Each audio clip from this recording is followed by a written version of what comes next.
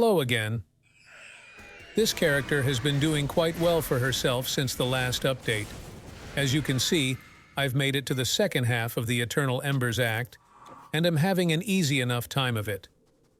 Since the last video, I've spent a lot of time grinding. I exchanged about 2.5 million Electrum for a mix of Ragnarok and Eternal Embers items, some of which were great, others useless. I've hit level 71 and, satisfyingly, 40,000 health. I've also, still, yet to invest a single point into strength. I didn't intend to do this going into the character, but about halfway through Epic, I figured, why not try and see if it's possible? That choice has made gearing somewhat challenging, but nothing insurmountable. Between the armor handling and rune word feather skills, the percentage bonus to strength on the hail prefix, as well as the 54 strength points you gain from side quests, it is actually viable to invest literally everything into health and dexterity.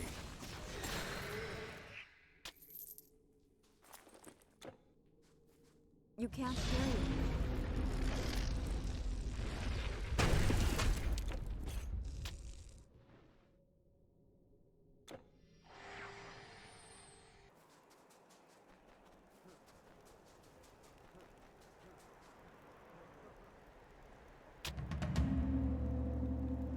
As for items, I've been lucky in some areas and unlucky in others. I've found an absolute plethora of useful specific monster-type damage reduction items.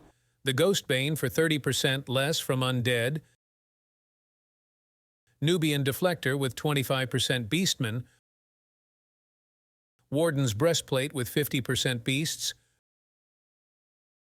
Oedipus Armor with 50% Demons, Brynna's Redemption for 33% Undead, Boar Hunter's Shield for 40% Beasts, Shadow Wall for 60% Demons, Alfheim Ring with a flat 100 less from Ghosts, Turvidar's Might with 25% less from Titans, and a Ritual Talisman Amulet enchanted with a Tortured Soul for 42% less from both Demons and Magical. As long as you remember to swap, these items are game-changing. Some other random pieces I've been using are Ahmos's Ceremonial Axe, which is a nice amount of damage when I'm not in danger. The same for the symbol of the Polymath. Hermes' Winged Helm, which offers a nice 107 defensive ability. The amazing Torque of the Ancestors. It just does everything you need. There's also a resistant Ring of Harmony, which I've enchanted for a total of 117% fire resistance. Should be quite useful for the fight with the 10 Suns. I've also upgraded a couple pieces of my Ice Scale set. These are good for general farming.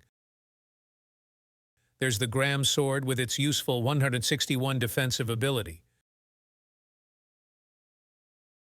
2 Adroit Loops, which offer significant defensive and offensive ability, plus some flat damage.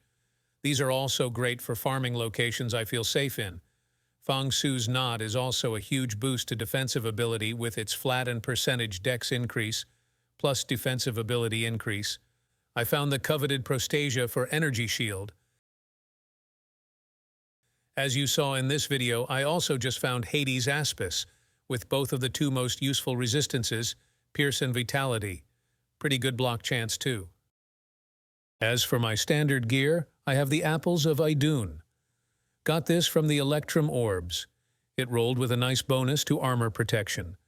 This artifact makes gearing a little more free, with its 100% vitality. The low life heal is pretty sweet too.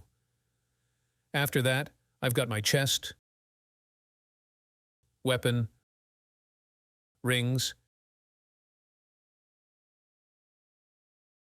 helmet,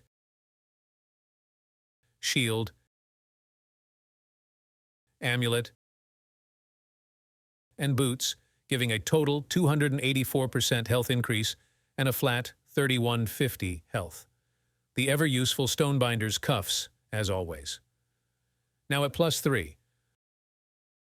My offensive and defensive ability change depending on what gear I'm using, but range from 500 to 1500 each. My deck sits around 500 to 850 depending on gear, and my health ranges from 15,000 to 40,000. If everything goes well, I should put out a final video on this character in a few days where I beat Eternal Embers. I think I'll grind a couple more levels and 1 or 2 more Electrum orbs. Wish me luck. Thanks for watching.